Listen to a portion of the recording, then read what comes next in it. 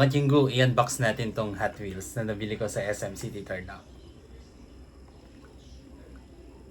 Tara, i-unbox na natin. Mga Jinggu, wala akong gamit na mic ngayon. So, i-unbox natin tong Volvo 240 Drift Wagon.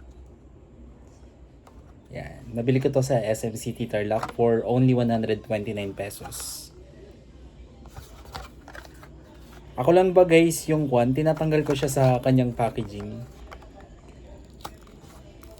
Yan.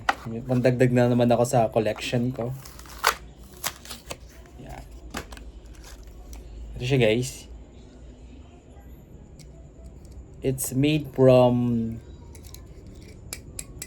metal. Tapos dito, yan, yung pinaka kanya is made from hard plastic. Dito nyo malalaman kapag authentic yung nabili nyo na Hot Wheels. Meron naka-engrave na name ng car, yung logo ng Hot Wheels, at kung kailan siya ginawa, at kung saan siya ginawa. Made in Malaysia dapat siya. Tignan nyo yung details guys. Pati yung mga nakasulat dyan, sobrang ganda. Ang pulido ng kanyang pagkakagawa. Yan. Tignan nyo guys, oh, shining, shimmering, splendid. Di ba? Tapos nakalagay dyan, oh. Tignan nyo naman, yung text niya. Mababasa mo talaga siya. Ang ganda.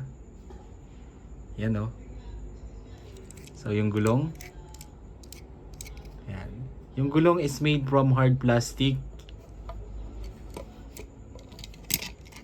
Ayan. Ito made from steel.